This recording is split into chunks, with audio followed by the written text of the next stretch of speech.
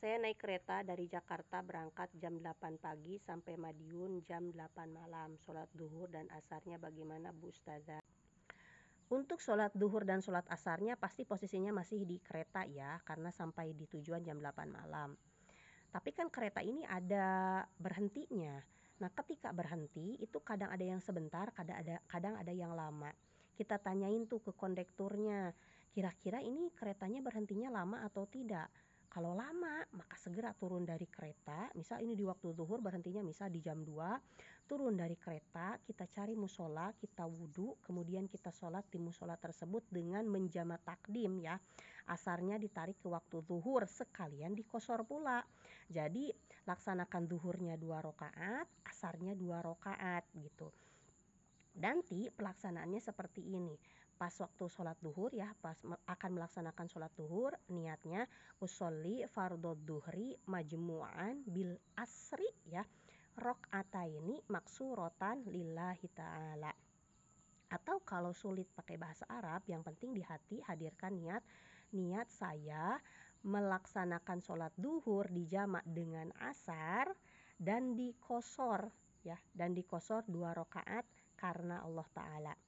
Nah, kemudian laksanakan sholat duhurnya 2 rakaat, kemudian salam, habis itu langsung berdiri lagi untuk melaksanakan sholat asar. Nah, untuk niat sholat asarnya cukup usolli fardol asri rok'ataini maksurotan. Niat saya melaksanakan sholat asar 2 rakaat dikosor karena Allah. Tidak perlu pakai jamak-jamak lagi, karena niat jamaknya ini yang wajib hanya di rokaat hanya yang wajib itu hanya di sholat yang pertama alias sholat duhurnya. Pas sholat asar tidak perlu pakai jamak lagi, jadi niatnya cukup usolli fardol asri rokataini maksurotan lillahi ta'ala, itu laksanakan 2 rakaat, habis itu salam, selesai. Nah, lalu bagaimana kalau berhentinya sebentar?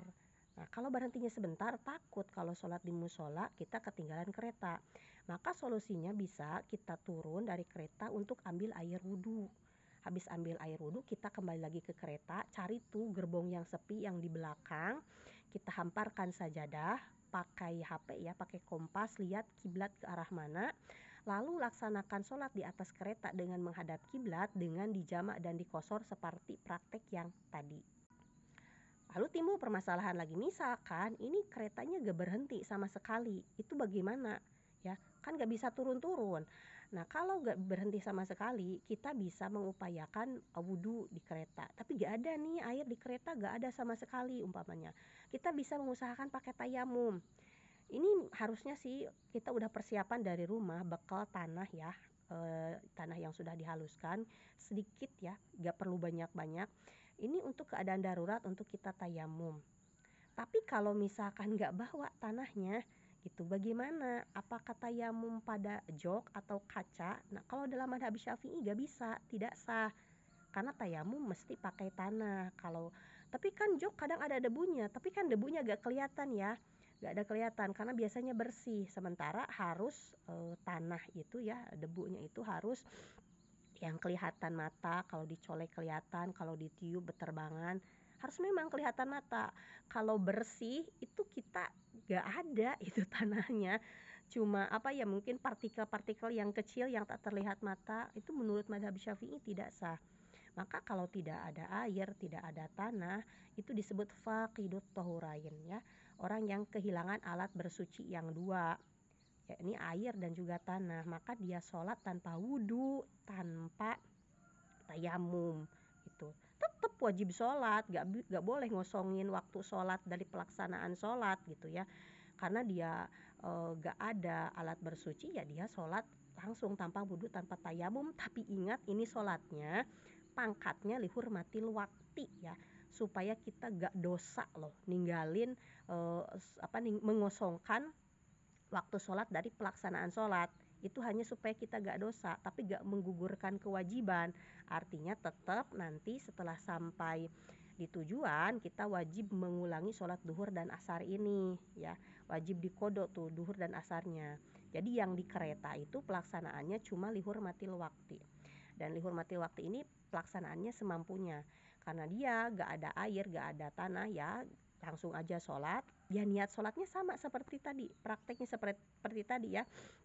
Usolli fardhu dhuhri majmu'an bil asri rakaataini maksuratan lillahi ta'ala, sama niatnya yang duhur 2 rakaat, habis itu yang asar usolli fardhul asri rakaataini maksuratan lillahi ta'ala, asarnya juga 2 rakaat. Nanti kalau misalkan prakteknya itu di kursi ya, di kursi kereta api, kita ketika ruku itu doyongkan badan ke depan, dan ketika sujud kita doyongkan badan ke depan dengan posisi yang lebih rendah daripada ruku, biar beda mana ruku mana sujud ya. Jadi sujud harus lebih rendah daripada ruku ketika mendoyongkan badannya.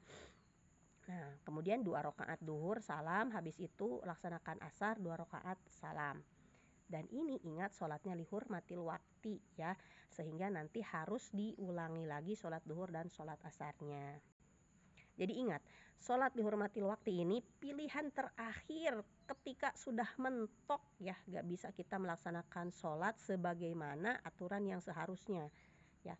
Kalau masih bisa diupayakan cara yang pertama ya, turun dari kereta, ambil wudhu gitu di musola, laksanakan di musola, upayakan yang itu dulu. Saya mau bahas tayamumnya sedikit ya. Untuk tayamumnya, niat tayamum itu adalah nawaitu tayamuma listibahati fardi sholati. Karena kita akan melaksanakan sholat fardu, kita harus harus diniatkan fardu. Jangan listibahati sholati saja ya. Ingat, harus nawaitu tayamuma listibahati fardi sholati fardol lillahi ta'ala. Niatnya seperti itu. Tahu tayamum, usapkan tanahnya ke wajah sekali, dan usapkan tanah juga ke tangan 1 kali. Jadi 1 kali ya, gak 3 kali kayak wudhu. Nah, sekarang kita bahas masalah sholat maghrib dan isyanya. Untuk maghrib dan isya ini lebih tenang nih. Kenapa? Karena bisa melaksanakan sholat maghribnya di jamak takhir, di sholat isya nanti ketika sampai gitu. Pelaksanaannya di mana? Apakah di stasiun atau boleh nih di rumah yang di Madiun, di rumah saudara yang di Madiun, atau di rumah orang tua yang di Madiun? Kalau misalkan tujuan ke Madiun itu ke rumah orang tua dan di sana berniat diam di sana lebih dari 4 hari, maka begitu sampai di kawasan desa itu, desa orang tua, itu sudah tidak bisa menjamak dan mengqosor sholat lagi, karena udah ada niatan buat mukim ya, alias berdiam di sana lebih dari 4 hari. Jadi harus pelaksanaan sholat jamak si maghrib dan isyanya ini, jamak takhirnya harus dilaksanakan sebelum di desa yang akan kita tuju tersebut ya. Bisa misalkan di stasiun kita laksanakan sholat maghrib ya di jamak takhir dengan isya. Itu karena jamak takhir maka bebas, bisa maghrib dulu bisa isya dulu. Kalau jamak takdim wajib sholat yang awal dulu ya. Kalau jamak takdim seperti duhur dan asar yang tadi itu wajib duhur dulu baru asar. Kalau jamak takhir bebas, bisa maghrib dulu bisa isya dulu. Pelaksanaannya untuk maghribnya tidak bisa dikosor ya, tetap 3 rakaat gitu. Untuk isyanya bisa dikosor jadi 2 rakaat.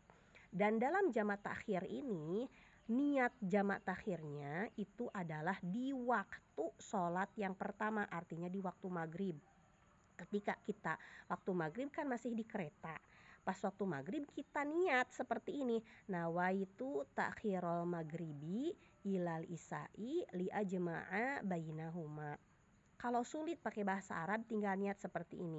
Niat saya mengakhirkan sholat maghrib ke sholat isya untuk dijamak. Nah itu niat jamaknya di situ pas waktu maghrib. Maghrib kan kita gak sholat tuh. Nah itu kita niat jamak takhir di waktu maghrib tersebut. Nah begitu kita pelaksanaannya sampai di stasiun, kita akan melaksanakan sholat maghrib dan isya. Itu niat sholat maghribnya biasa, usolli fardhu maghribi lillahi ta'ala, sok laksanakan 3 rakaat, habis itu berdiri lagi untuk melaksanakan sholat isya. Niatnya usolli fardhu isya'i rakaataini maksuratan, karena sekalian dikosor lillahi ta'ala, laksanakan 2 rakaat habis itu salam.